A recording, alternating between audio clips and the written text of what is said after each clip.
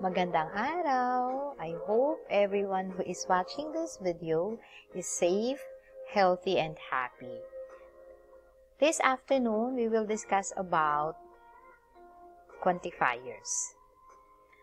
So, quantification is a construct that specifies the quantity of specimens in the domain of this course that satisfy the open formula. We have universal quantification and existential quantification. So, suppose U is the universe of this course. The phrase for all x is called a universal quantifier and is denoted by this symbol. So, it's like an inverted A of x.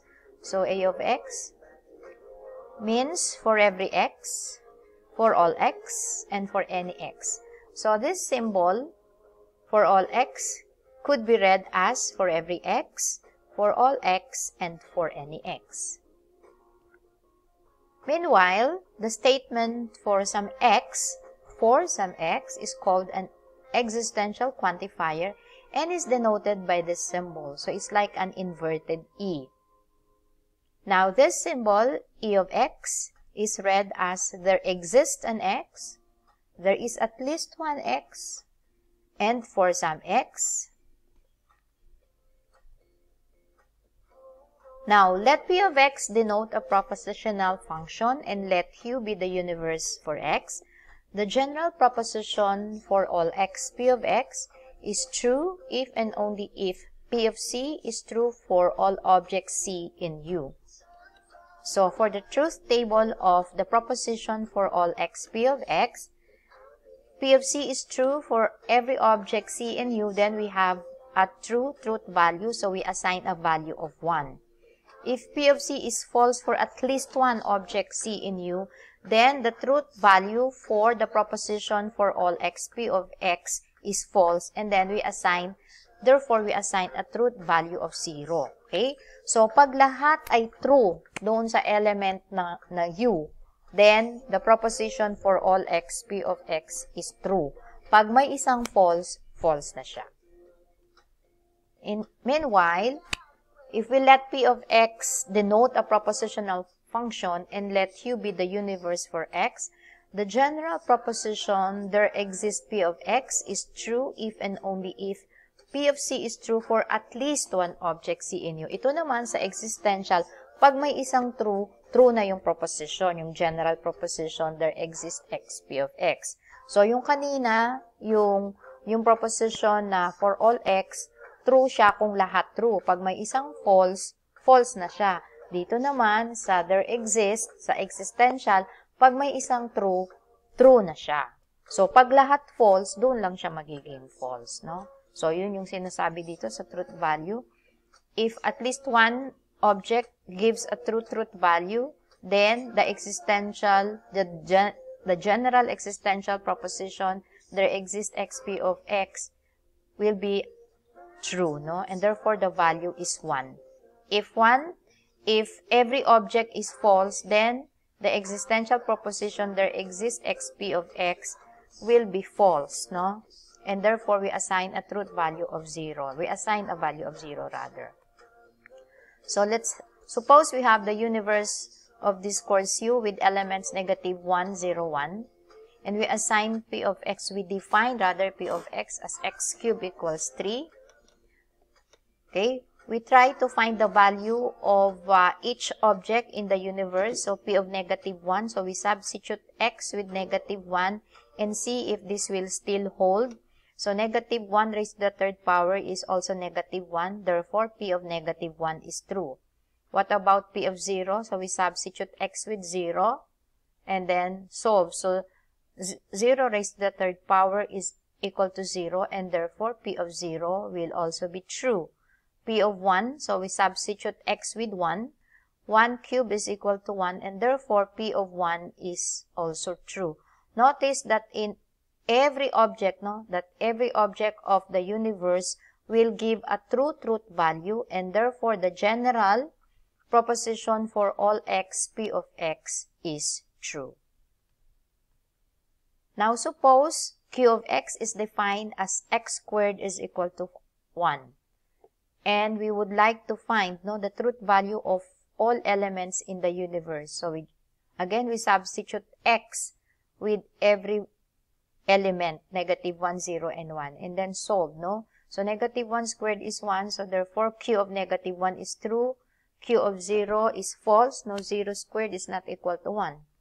Q of 1, 1 squared equals 1, and therefore it's true.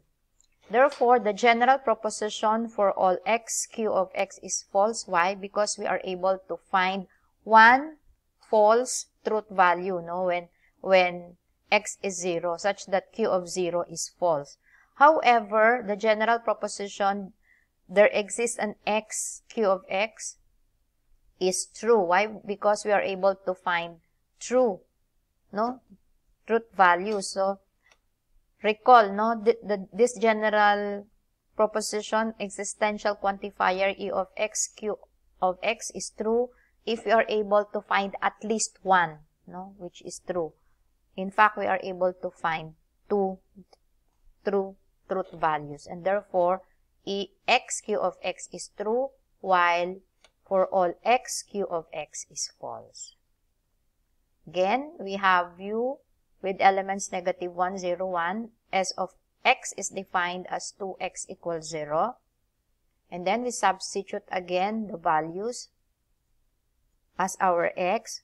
So, 2 times negative 1 equals negative 2, and that's not equal to 0. So, S of negative 1 is false.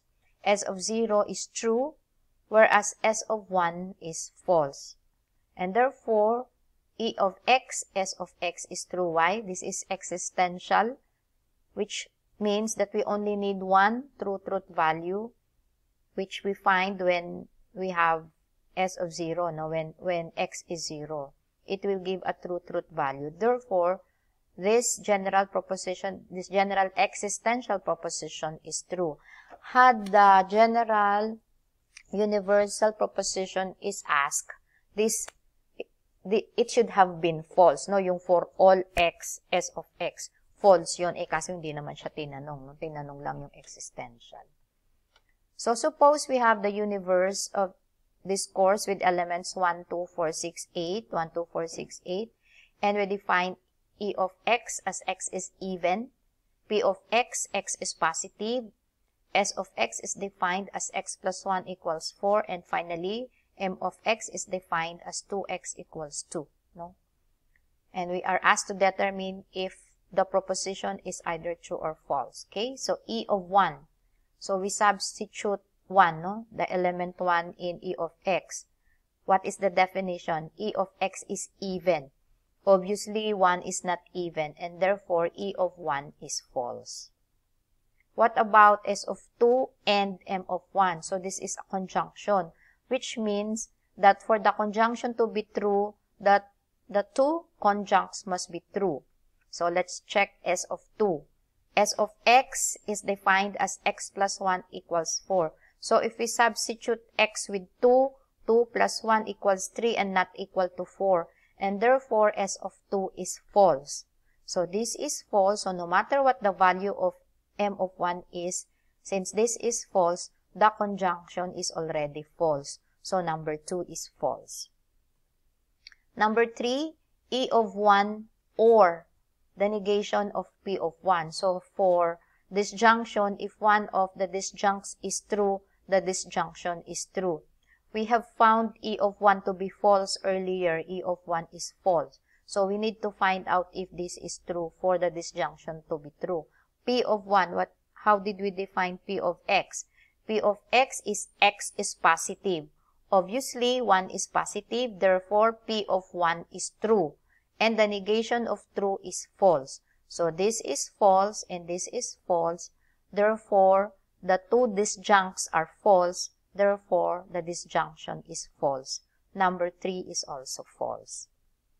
Number 4, P of 1 implies M of 4. So, remember, a conditional will be false if the antecedent is true, but the consequent is false. So, if P of 1 is true, but M of 4 is false, then this conditional is false. All other combinations will give us a true conditional. So, P of 1 earlier, P of 1x is positive, so definitely 1 is positive, so this is true. So M of 4, M is defined as 2x equals 2. So when we substitute x with 4, 2 times 4 is 8, and it's not equal to 2. Therefore, M of 4 is false. So true implies false, so this is false.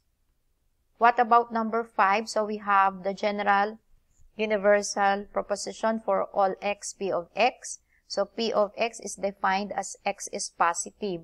Now, all the elements of the universe of this course are positive. So we have 1, 2, 4, 6, 8. So P of x are all true, no? For any C, no? When we substitute x with any of the elements, 1, 2, 4, 6, 8. So all truth values are true. And therefore, for all x, P of x is true. What about for all x, E of x? We defined E of x as x is even. Now, looking at the elements, 1, no, the first element is not even, and therefore, we are able to find a value which is false. And therefore, for all x, E of x is false, no? Because we are able to find one which is false. And then there exists x such that S of x, and S of x is defined as x plus 1 equals 4.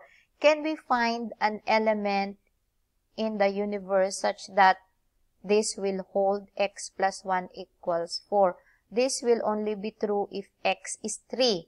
We don't have 3 as an element in the universe. Therefore, we cannot find, no? We cannot find anything, no? S of x which will give us a true truth value.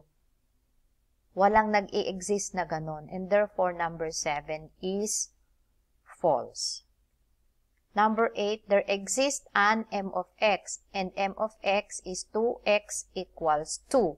So, can we find an element in the universe such that this will hold? Isa lang kailangan natin kasi existential lang naman yan. Yes, no, when x is 1. So, if we substitute x with 1, so we have 2 times 1 equals 2. That is true. So, we are able to find 1, no? 1 value which is true. Therefore, there is an x for M of x is true. Number 8 is true. For number 9, there is an x such that E of x is not true. What is E of x? E of x is even, no? X is even. Definitely, when x is 1, no? When x is 1, this will be false, no? Because 1 is not even. And we want that. Therefore, number 9 is true. We are able to find 1, no? 1 proposition where this will be false, no? Yung E of x is false. And this will be true when x is 1. And for the last one, E of x. Meron bang hindi, no? Hindi E of x. Ang E of x natin ay x is even. Okay? Na hindi totoo na may nag-e-exist. Diba? Ang ibig sabihin nito, hindi totoo na may nag-e-exist na E of x. No? Ang E of x natin, x is even, ang dami nga, 2, 4, 6, 8. No? So, may nag-e-exist. So, hindi totoo na walang nag-e-exist. And therefore, number 10 is false. Okay, that ends our lecture on quantifiers. So, till next time, stay safe and stay healthy, class.